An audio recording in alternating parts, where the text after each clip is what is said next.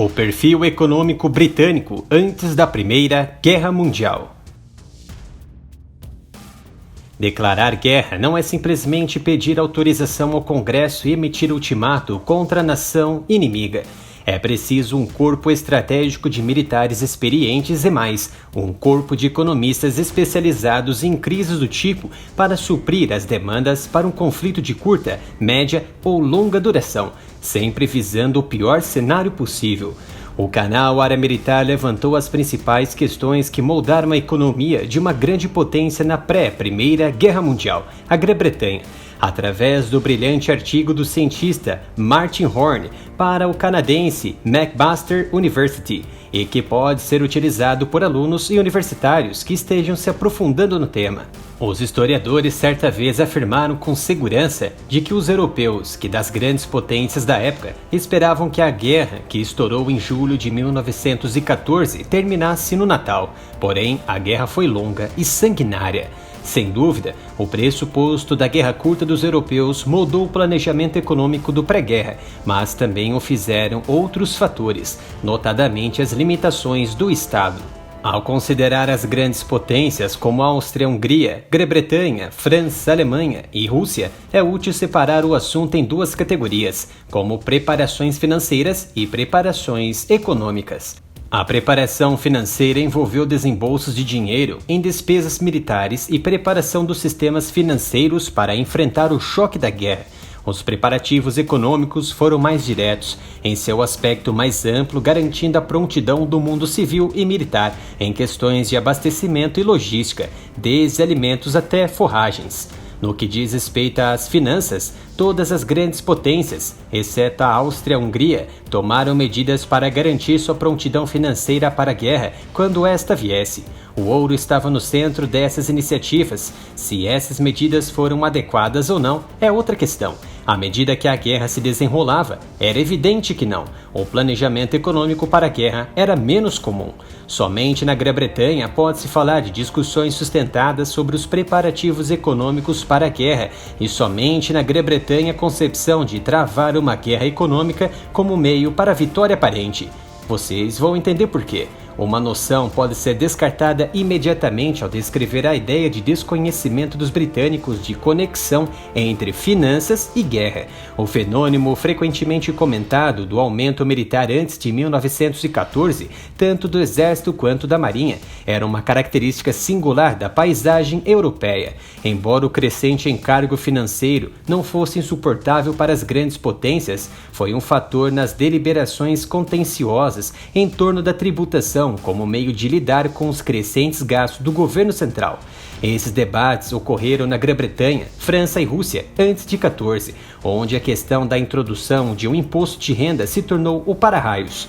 Dos três, apenas a Grã-Bretanha acabou adotando o imposto de renda antes do início da guerra. Argumentou-se que na Alemanha as restrições financeiras impostas pela necessidade de arrecadar fundos por meio dos estados federais, que constituíam o império, restringiam os gastos militares antes de 1914, em detrimento do poder alemão. Encontrar os meios de pagar pelos crescentes gastos militares preocupou as grandes potências. A conclusão é inevitável. Os círculos políticos, militares e financeiros em todas as potências estavam bem cientes da relação entre os recursos financeiros e o poder militar. A modelagem econômica pré-1914 de um baú de guerra era a reserva de ouro mantida pelos bancos centrais. A obsessão pelo ouro era compreensível. Todas as grandes potências europeias seguiam o padrão ouro antes de 1914. A conversibilidade da emissão de notas em ouro sustentava a legitimidade das moedas, bem como facilitava o comércio por meio de taxas de câmbio fixas. Nos estados continentais, uma reserva substancial de ouro era vista como um escudo contra a inflação e psicologicamente tranquilizadora para as populações traumatizadas pela eclosão da guerra. Curiosamente, a conversibilidade não era o problema, pois na França, Alemanha e Rússia presumia-se Estima-se que deixar o padrão ouro acompanharia as hostilidades. Em vez disso, o ouro serviu para amortecer o deslocamento social e econômico que acompanhou a chegada da guerra. Qual o tamanho, então, da reserva de ouro necessária para se preparar para a guerra? Não houve uma resposta uniforme. Nem todas as grandes potências subscreveram o acúmulo de ouro. Na França, Alemanha e Rússia, houve um esforço determinado antes de 1914 para aumentar o tamanho das reservas de ouro. As reservas de ouro da França aumentaram de forma inteligente de 1.945.000 de francos em dezembro de 1897 para 3.507.000, cerca de 139 milhões de libras esterlinas, em dezembro de 1913. Por outro lado, as reservas de ouro alemãs aumentaram de 596 milhões de marcos em 1905 para 1,17 bilhões, em torno de 54,1 milhões de libras esterlinas em 1913, enquanto as reservas de ouro da Rússia são 903 milhões de rublos em 1906, que atingiram 1,688 bilhões em 1913, cerca de 174 milhões de libras esterlinas. Esse aumento não ocorreu na Áustria-Hungria, onde a reserva de ouro atingiu o pico em 1909 e depois diminuiu por razões relacionadas à fraca posição financeira do Império. O caso britânico era anômalo. Um intenso debate sobre o tamanho da reserva de ouro ocorreu antes da guerra, no contexto das preocupações expressas no governo e nos círculos da cidade de Londres de que as participações do Banco da Inglaterra eram inadequadas em caso de emergência. Apesar da pressão de vários quadrantes, a visão de que era impossível elevar as participações do banco a um nível seguro o suficiente para resistir às ondas de choque de uma grande catástrofe, como uma guerra geral, ganhou o dia. A consequência foi que nenhum esforço sustentado foi feito para aumentar as reservas de ouro do Banco da Inglaterra. O Banco da Inglaterra e o Banco da França eram de propriedade privada e, como tal, mantinham uma relação de isenção de interesses com o Estado. Se os preparativos financeiros para a guerra eram evidentes antes de 1914, isso se estendia ao planejamento econômico. Duas questões predominaram: abastecimento de alimentos e preparação econômica. O abastecimento de alimentos não era tratado com seriedade em todos os lugares. Um resumo da economia de guerra austro-húngara apontou que a escassez de alimentos durante a guerra, que rapidamente se tornou aparente, pode ser atribuída à incapacidade pré-guerra dos governos austríaco e húngaro de tomar providências para como atender às necessidades alimentares de qualquer um das forças armadas ou a população civil em caso de guerra. Da mesma forma, há poucos indícios de que na França ou na Rússia foram levantadas questões de abastecimento de alimentos. Os casos britânicos e alemão foram distintos. Olvener Offer, cujo trabalho continua sendo o melhor tratamento do assunto, apontou que em ambos os estados existia uma sensibilidade e compreensão dos problemas de abastecimento de alimentos que eram discutidos regularmente de 1906 em diante. As questões de preparação econômica envolviam imaginar as necessidades da população civil e militar. Foi a preocupação com o último que dominou.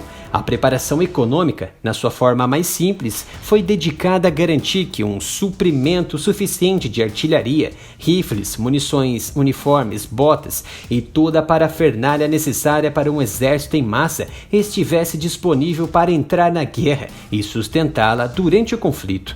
Os cálculos das taxas e despesas, bem como as projeções e perdas vinculadas à intensidade e duração previstas do conflito, ofereceram uma orientação sobre o que provavelmente seria necessário. Embora historiadores enfatizassem a suposição da guerra curta como responsável por esse estado de coisas e mantendo déficits em outras coisas, ambos também haviam notado a fraqueza do Estado. Em toda a Europa, presumia-se que o Estado desempenharia o papel principal em uma guerra, quando ela viesse, mas o Estado era muito mais circunscrito em seu alcance, poderes e presença na economia do que se tornou depois de 1914. Nesse sentido, vale a pena lembrar quão limitados eram os gastos do governo como parte da renda nacional. Em 1913, na França, era de 10%, na Alemanha, 9,8% e no Reino Unido, apenas 8,1%. A Grã-Bretanha, o exemplo do Estado liberal de livre comércio, foi uma exceção parcial. Como a Grã-Bretanha era tão dependente do comércio, tão intimamente ligada ao comércio global, a consciência da importância das questões econômicas em tempo de guerra era incontestável. A existência do Comitê de Defesa Imperial possibilitou a divulgação da obra do Almirantado no que diz respeito à economia e à guerra aos meios políticos e comerciais. Para Lambert, os britânicos promoveram uma guerra econômica silenciosa e foi a grande estratégia do Império Britânico em caso de guerra com a Alemanha. Os planejadores foram motivados pela ameaça representada de uma provável guerra com a Alemanha anos antes da Primeira Guerra. Em seus antecedentes pontos fortes tornaram Grã-Bretanha à frente, com uma marinha real forte, seu domínio financeiro, o controle das comunicações a cabo, a posição geográfica em relação à Alemanha. O objetivo dos britânicos era cortar as comunicações por cabo alemãs, cortar todo o comércio marítimo, induzindo assim a fome e provocando um colapso rápido da economia alemã. Sendo assim, a preparação da Grã-Bretanha no pré-Primeira Guerra Mundial enfatiza que a guerra econômica era entendida como meio de ganhar a guerra rapidamente e, portanto, não era incompatível com uma guerra curta. Sua participação é muito importante ao canal. Inscreva-se e ative o sino de notificação para receber nossos vídeos diários. Acompanhe nossas redes sociais, entre em nosso Instagram, @AreaMilitarOff, e entre no grupo Área Militar no Telegram.